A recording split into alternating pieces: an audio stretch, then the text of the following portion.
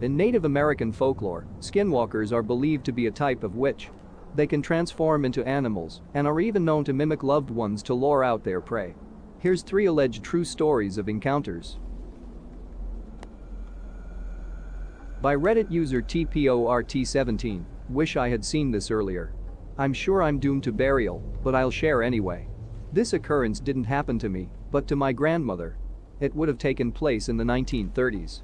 My grandmother was a young teen at the time, and she lived with her mother and 5 siblings in an old house in the middle of the woods.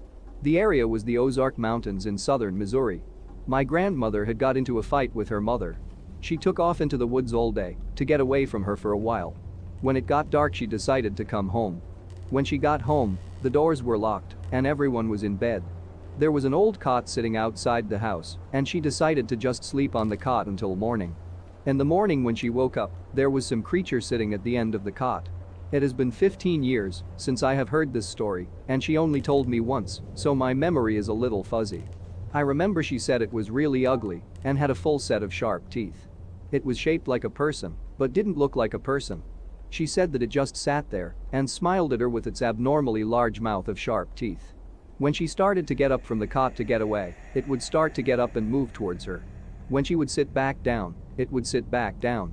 She sat there staring at it for a few seconds, and it continued to sit and smile at her. The creature was sitting between her and the front door. She finally jumped up and made a run for the back door. When she got to the back door, it was locked, but her mother was in the kitchen making biscuits. She was banging on the door screaming to be let in, and her mother told her to go around to the front because her hands were covered in dough. My grandmother screamed that she couldn't and was frantic enough that her mother ran to let her in. She told her mother what she had seen. She had my grandmother's 2 brothers take the cot out to the woods and chop it up and burn it.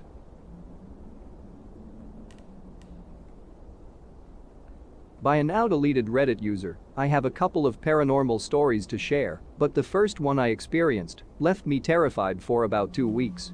My older cousin had decided to live with me at my aunt's and grandma's house. Well, one night his little brother and friend were going to spend the night. So we're outside talking about ghosts and other paranormal stuff. His little brother tells us that he wants to tell us something, but he was afraid that we wouldn't believe him. So me and his older brother look at each other because he was the little one that liked to lie. So we tell him go ahead and tell us. He says that he was seeing someone in the house at night. A little guy with glowing orange-greenish eyes, spiky hair and sharp teeth. He said his little sister saw him too. He said one night he got up to use the bathroom and it was locked. He woke up his mom because he checked on everybody and everyone was asleep. His mom went to open the door and it started shaking, then it stopped and unlocked. We didn't believe him. So the next day his mom came over for breakfast. We told her that his little brother told us what happened and if it was true. She got this look on her face and told us it was true. Well, we freaked out and my older cousin decided he was going to move back to his mom's house. So one night I'm in my room. I was exchanging the paints and my markers by the window that was open. I hear these whispers. Like if 10 people were huddled together whispering. I asked who was there and the voice of my older cousin answered, "It's me, let me in." I told him to hold on. But I would never tell my cousin to hold on. The whispers started again. I repeatedly asked what, and he followed with "let me in," to which I told him to hold on again. The whispers continued, and I told him I couldn't hear him. So, as I'm asking what, over and over again, my uncle walks in the room and asked me who I was speaking to.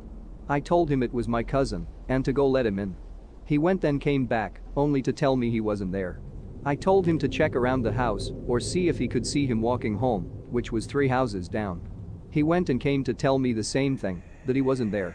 The next morning my other aunt came over for breakfast, so I asked her where my cousin was the night before. She said he was at his friend's house. I told her what happened, and she was creeped. So, I waited all day for my cousin to return home. When I finally confronted him, he confirmed that he was at a friend's house last night. I told him what I had told his mom, and the look on his face proved that he wasn't lying.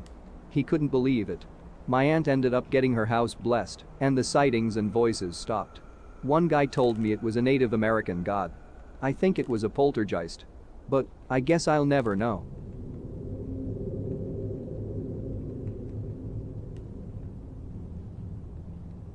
By Reddit user Tanoxica. When I was maybe 8 or 9 years old, I used to camp over the weekend in the backyard. Well, the backyard was kind of like a forest, 2 or 3 hectare, with some neat old oaks. One night, we went out to take a leak, and maybe 20 meters or 30 meters from our tent, there were 2 orange glowing eyes at about 2 meters high, staring at us. We've never darted inside the tent as fast before, and it didn't stop there. Steps surrounded our tent, stopped right in front of it, and after a few minutes of silence, this clicking noise started. Like the scary sound from The Grudge, but way slower. Sure enough, we were scared as hell. Although we were young, we still tried to come up with some logical explanations. Proving our courage, we camped the next weekend too. And the same thing happened. Orange eyes, steps, click noises. We noped out of camping for the rest of the year, but this was not the end of the story. Our bathroom window points out towards the backyard. On weekends, I was occasionally allowed to stay up longer. It was late when I was getting ready for bed. I looked out of the bathroom window only to see the 2 orange eyes in the darkness. I watched them for the whole time I was in the bathroom, and they didn't move at all. I went to bed feeling safe in the house with my parents there. But I remember right before falling to sleep hearing the clicking noise right outside my window. Second floor of the house. Can't tell if it was my imagination or my half-asleep mind now, but I still get goosebumps thinking about it.